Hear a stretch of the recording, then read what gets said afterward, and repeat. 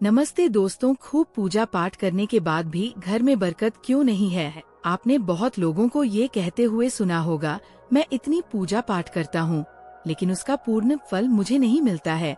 इस वीडियो में हम उसका कारण बताएंगे। असल में जाने अनजाने में कुछ लोग पूजा के दौरान कई तरह की गलतियाँ कर बैठते हैं, जिसकी वजह से उन्हें पूजा का फल नहीं मिल पाता और पूजा अधूरी रह जाती है। ऐसे में अगर आप गलत विधियों और नियमों के साथ पूजा करते हैं तो इसका विपरीत प्रभाव भी पड़ सकता है।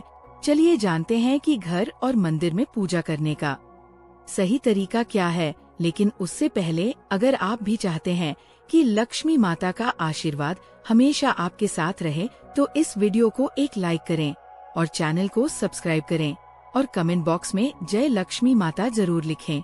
नंबर 1, किसी भी देवी देवता या भगवान का पूजन करने से पहले स्नान की जाता है। स्नान के पश्चात शांत मन से भगवान के सामने आसन पर बैठा जाता है। पूजा कभी भी खड़े होकर नहीं करनी चाहिए और न ही खाली फर्श पर बैठकर पूजा करनी चाहिए। कुछ लोग पूजा करते समय जमीन पर ही बैठ जाते हैं, जो कि बिल्कुल गलत है। जिस तरह से आपने भगवान को बैठने के लिए आसन दिया है, ठीक उसी प्रकार स्वयं भी आसन पर ही बैठे। शास्त्रों में कंबल और कुश के आसन को पूजा के लिए शुभ माना गया है। नंबर 2, इस बात का भी ध्यान रखें कि पूजा का स्थान घर के फर्श से थोड़ा ऊपर होना चाहिए, क्योंकि भगवान अतुल्य और श्रेष्ठ हैं।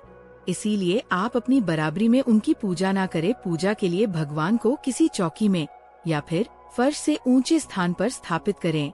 इसके अलावा पूजा घर में देवी देवताओं की मूर्तियों को कभी भी दीवार से सटाकर नहीं रखना चाहिए। पूजन करते समय आपका मुंह उत्तर या फिर पूर्व की दिशा में ही होना चाहिए। घर या किसी भी मंदिर में पूजा संपन्न करने के बाद भगवान से अपनी भूल के लिए उनके समक्ष क्षमा याचना जरूर कर लेनी चाहिए। इससे परमात्मा आपके द्वारा जाने अनजाने में की गई गलती को क्षमा करते हैं और आशीर्वाद देते हैं।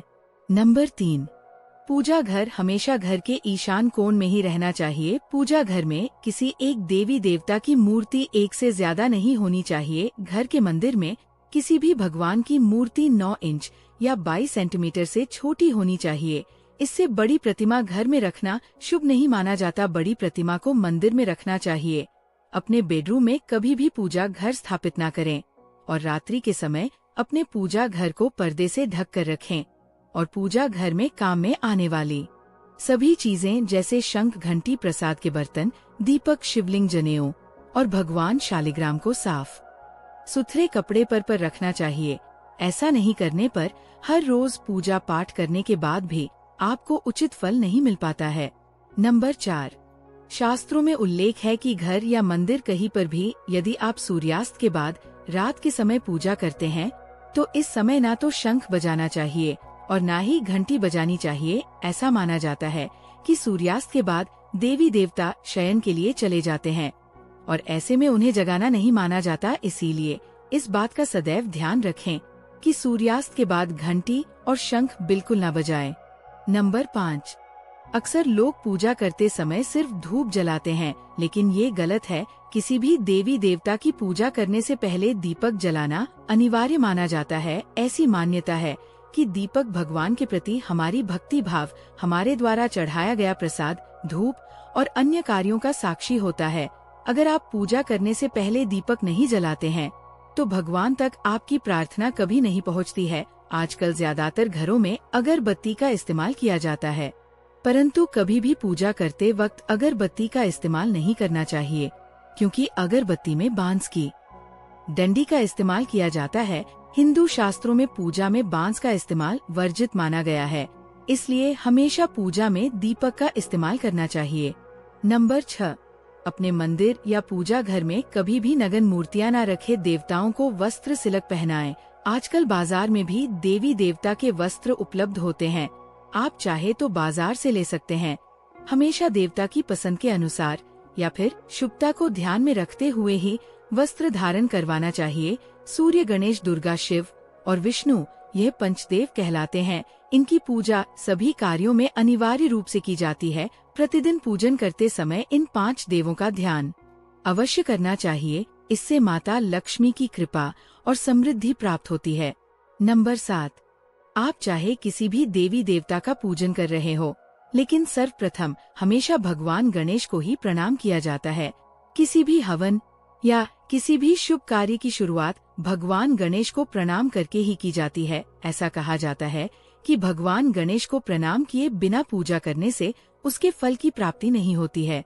नंबर 8, बिना सिर ढके पूजा नहीं करनी चाहिए। मान्यता है कि बिना सिर ढके पूजा करने से इसका पूर्ण फल आपको प्राप्त नहीं होता है। पूजा के दौरान सिर ढकना भगवान के प्रति श्रद्धा भाव को दर्शाता है। पूजा के दौरान सिर ढकने का धार्मिक कारण के साथ वैज्ञानिक कारण भी बताए गए हैं। इसलिए स्त्री हो या पुरुष पूजा के दौरान सिर जरूर ढके। कभी भी भगवान को एक हाथ से प्रणाम नहीं करना चाहिए, हमेशा पूरी तरह से झुककर दोनों हाथों से प्रणाम करना चाहिए।